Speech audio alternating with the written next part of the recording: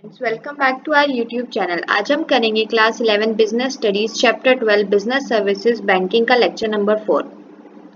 आज के लेक्चर में जो हम टॉपिक कवर करेंगे वो होगा functions of commercial bank, primary and secondary function. तो चलिए बिना देरी के आज के लेक्चर को स्टार्ट करते हैं। Business services banking, functions of commercial banks. Commercial banks के क्या फंक्शन होते हैं? आप देख रहे हैं कि कमर्शियल बैंक के 4 मेन फंक्शंस होते हैं। कौन कौन से? Primary function, secondary function, social function, electronic banking services, जिसको हम ई बैंकिंग सर्विसेज भी बोलते हैं। आज के लेक्चर में हम प्राइमरी फंक्शन और सेकेंडरी फंक्शन को कंप्लीट करेंगे। तो चलिए हम पढ़ते हैं कि प्राइमरी फंक्शन क्या होता है। प्राइमरी फंक्शन का जो फर्स्ट पॉइंट आता है that is accepting deposit. Accepting deposit is the main function of commercial bank. General public से पैसे को डिपॉजिट करवाना, ये कमर्शियल बैंक का मेन फंक्शन होता है। Banks offers other type of bank accounts to the suit requirement and need of the customer. Bank और भी तरह के अकाउंट्स अवेलेबल कराता है अपने कस्टमर के लिए, जैसे जैसे कस्टमर्स की रिक्वायरमेंट होती है। Different type of bank accounts areas are, जो अलग अलग तरह के बैंक अकाउंट्स बैंक प्रोवाइड कराता है वो कौन कौन से हैं? फिक्स्ड डिपॉजिट अकाउंट सबसे पहला है। Fixed deposit amount, money is deposited in the account for a fixed period is called fixed deposit account। वो पैसा जो एक अकाउंट में किसी फिक्स्ड पीरियड के लिए डिपॉजिट किया जाता है उसको हम क्या कहते हैं? Fixed deposit amount.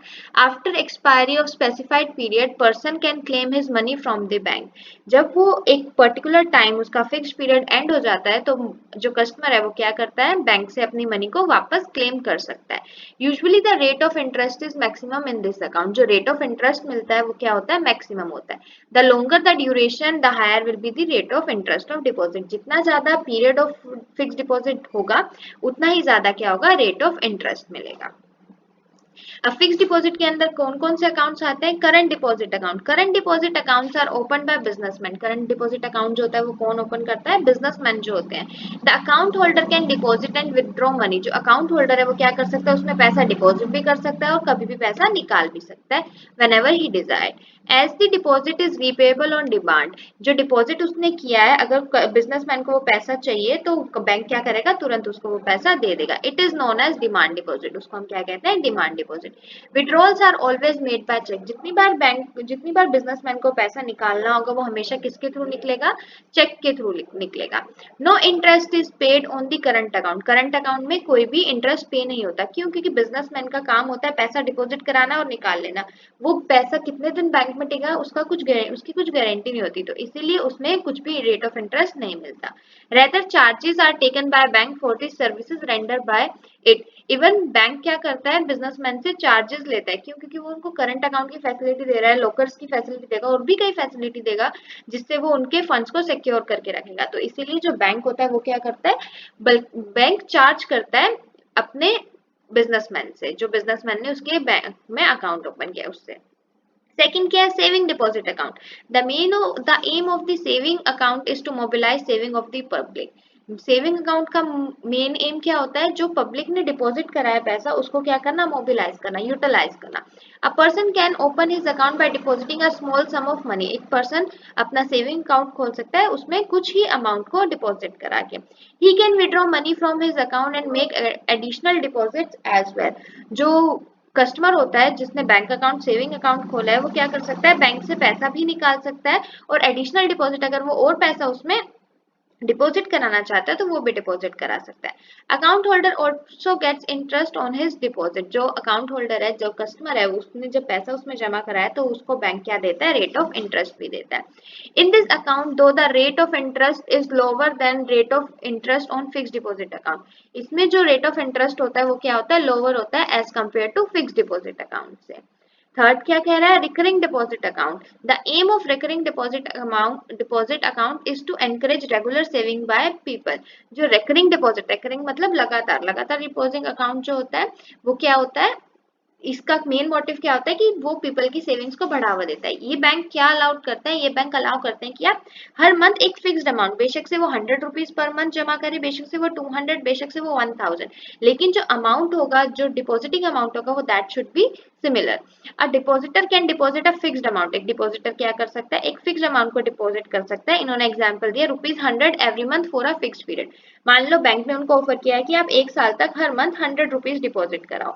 The amount together with interest is repaid on maturity. जब वो 1 ईयर कंप्लीट हो जाएगा तो जो बैंक होगा वो ₹100 जो कस्टमर ने, जो डिपॉजिटर ने हर मंथ डिपॉजिट किए हैं वो, प्लस उस पे जो रेट ऑफ इंटरेस्ट होगा उसके साथ उसको at the end of the year या जो भी उनका डिपॉजिट पीरियड होगा उसके बाद उसको पे कर देगा।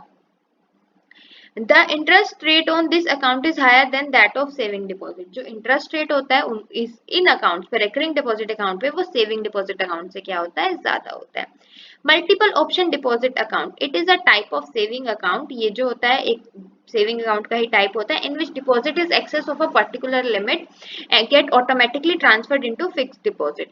जब इनकी सेविंग अकाउंट की एक एक्सेस लिमिट एक्सीड हो जाती है, उसमें जितना भी पैसा, मान लो एक बैंक अकाउंट की लिमिट आपको बोली गई है कि आप 50,000 है, आप इस अकाउंट में सिर्फ 50,000 रुपए डिपॉजिट कर सकते हो। उससे ऊपर जितना भी आपका बैलेंस होता जाएगा वो क्या होगा, फिक्स्ड डिपॉजिट में ट्रांसफर कर दिया जाएगा।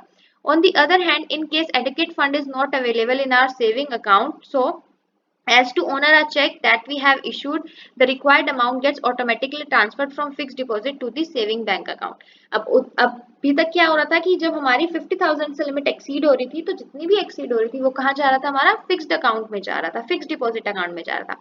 अब सपोज आपका वो फिक्स्ड डिपॉजिट अकाउंट में पैसा अभी भी जमा है और आपके बैंक में जो 50,000 की लिमिट होनी चाहिए थी दैट इज 40,000, तो वो जो 10,000 का गैप है वो बैंक क्या करेगा, ऑटोमेटिकली आपके फिक्स्ड डिपॉजिट से आपके बैंक अकाउंट में, सेविंग बैंक अकाउंट में ट्रांसफर करेगा, जिससे कि आपने जो भी चेक इशू किया है अपने कस्टमर को या किसी और को भी, वो वहां से आपका चेक बाउंस ना होके पेमेंट हो जाए। Therefore the account holder has twin benefits from this amount. Account जो होल्डर होता है उसको इस अकाउंट से दो बेनिफिट होते हैं। He can earn more interest, उसको ज्यादा रेट ऑफ इंटरेस्ट मिलता है। It lowers the risk of dishonouring of cheque, इससे क्या होता है, चेक बाउंस होने का, चेक का नाश होने का, बाउंस होने के चांसेस भी क्या होते हैं, कम होते हैं।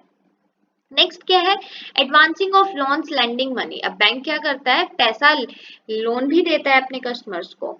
Lending money with the help of money collected through various types of deposit. Bank क्या करता है, जो कस्टमर्स उसको पैसा डिपॉजिट कराते हैं उन्हीं को ही वो क्या करता है, लोन के तौर पे दूसरे कस्टमर्स को देता है। Bank commercial bank lend finance to businessman, farmers and others.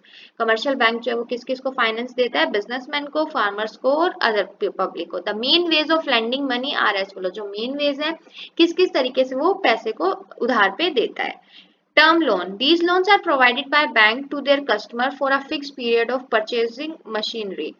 Truck, scooter, houses etcetera. ये जो टर्म लोन होता है ये क्या होता है, एक फिक्स पीरियड के लिए लोन दिया जाता है। जो बोरोवर है वो इस लोन को कैसे पे कर सकता है, उसकी इंस्टॉलमेंट्स मंथली भी हो सकती हैं, क्वार्टरली भी हो सकती हैं, हाफ ईयरली भी हो सकती है और एनुअल इंस्टॉलमेंट्स भी हो सकती है। तो ये एक टर्म लोन की कंडीशन होती है। नेक्स्ट क्या है, bank overdraft. The customer who maintains a current account with the bank takes permission from the bank to withdraw more money than deposit in his account. जो कस्टमर होते हैं जिनका current account होता है बैंक में, जिनका रोज का आना जाना होता है बैंक के साथ, वो क्या करते हैं, बैंक से एक परमिशन लेते हैं स्पेशल विड्रॉल की। जब उनके अकाउंट में सफिशिएंट फंड नहीं होता तो बैंक क्या करता है, उनको वो एक्स्ट्रा अमाउंट उनके अकाउंट में ट्रांसफर कर देता है, जिसको हम क्या बोलते हैं, overdraft. This facility is available to trustworthy customer for a small period. ये जो फैसिलिटी है वो सिर्फ और सिर्फ जो बैंक के मोस्ट ट्रस्टवर्दी कस्टमर होते हैं उन्हीं के लिए अवेलेबल होती है, वो भी सिर्फ स्मॉल पीरियड के लिए। This facility is usually given against the security of some asset. ये फैसिलिटी तभी दी जाती है जब जो कस्टमर है जिसको पैसे की जरूरत है वो क्या करेगा, कुछ अमाउंट या कुछ सिक्योरिटी एज एन एसेट, अपनी personal assets, personal security bank को अपने गिरवी रखेगा, मॉर्टगेज करेगा। Interest is charge on the actual amount overdrawn by the customer. लेकिन जो इंटरेस्ट होगा वो किस पे चार्ज होगा, जितना अमाउंट कस्टमर ने उस अकाउंट से निकाला है उतने में उसका इंटरेस्ट चार्ज करता है बैंक। थर्ड फैसिलिटी जो देता है वो होती है cash credit. Under this arrangement, the bank advances cash loan up to a specified limit against current assets and other securities. Cash credit के अंडर क्या करता है बैंक, कैश लोन देता है एक स्पेसिफाइड लिमिट तक, किसके बेस पे, उनके करंट एसेट्स के बेस पे। जितनी करंट एसेट्स की वैल्यू होती है और सिक्योरिटीज की वैल्यू होती है उतना ही वो क्या करता है, बैंक उसको कैश लोन देता है। The bank opens an account in the name of borrower, bank क्या करता है, बोरोअर के नाम पे एक अकाउंट खोलता है and allows him to withdraw the borrowed money from time to time, और वहां से वो बोरोअर जो होता है वो क्या करता है, जब जब उसको पैसे की जरूरत होती है वह क्या करता है, उस अकाउंट से पैसे को विड्रॉ कर लेता है, लेकिन एक सैंक्शन लिमिट तक, जितनी लिमिट बैंक ने डिस्क्राइब की उतने तक। Interest is charge on the amount actually withdraw, जितनी अमाउंट बोरोअर विड्रॉ करेगा उस पर क्या होगा, रेट ऑफ इंटरेस्ट चार्ज किया जाएगा। फोर्थ क्या है, discounting of bill of exchange. Under this a bank gives money to its customer on a security of bill of exchange before the expiry of bill in ease of customer needs to it. Bank क्या करता है, bank customer को पैसा देता है किसके base पर, bill of exchange, जो एक्सपायरी डेट होती है बिल से उससे पहले उसके पेमेंट को करके बैंक क्या करता है, डिस्काउंटिंग ऑफ बिल। अब आपने भी देखा होगा, आपका जब इलेक्ट्रिसिटी का बिल आता है तो उस पर लिखा आता है कि आप लोग अगर इसको 30th ऑफ एवरी मंथ से पहले पे कर दोगे तो आपको कोई चार्ज नहीं देना पड़ेगा, लेकिन अगर आप फर्स्ट को पे कर रहे हो नेक्स्ट मंथ की तो आपको सम परसेंटेज ऑफ चार्जेस देना पड़ेगा। तो वैसा ही discounting of bill of exchange में भी होता है। For this service bank charges discount for the remaining period of the bill, जितने दिन का वो डिले होगा बैंक क्या करता है, उनसे चार्ज पे करता है। नेक्स्ट हमारा जो फंक्शन आता है that is secondary function. Secondary function का फर्स्ट पॉइंट है एजेंट फंक्शन या agent banking function. As an agent of its customer a commercial bank provides the following service. जो कमर्शियल बैंक है वो क्या काम करता है, एक एजेंट का काम करता है अपने कस्टमर्स के लिए। तो वो कौन कौन सी सर्विसेज देता है, पहली services collecting bills of exchange, promissory notes and cheques. Bank क्या करता है, कस्टमर के भी आप पे बिल्स ऑफ एक्सचेंज कलेक्ट करता है, प्रोमिसरी नोट कलेक्ट करता है और चेक्स कलेक्ट करता है। नेक्स्ट क्या करता है, कलेक्टिंग डिविडेंड एंड इंटरेस्ट, अपने कस्टमर के भी पे वो क्या करता है, उनके डिविडेंड को भी अपने अकाउंट में ट्रांसफर करवाता है और इंटरेस्ट को भी। थर्ड फंक्शन वो क्या करता है, buying and selling shares, debentures and other securities. Bank क्या करता है, अपने कस्टमर के भी पे बाय और सेल भी करता है शेयर्स को, डिबेंचर्स को या और कोई सिक्योरिटीज को। Payment of interest insurance premium, bank facilitate करता है अपने कस्टमर्स को कि वो पेमेंट इंटरेस्ट पेमेंट भी कर सके और उनका अगर कोई इंश्योरेंस है तो उसका भी प्रीमियम वो पे कर सके।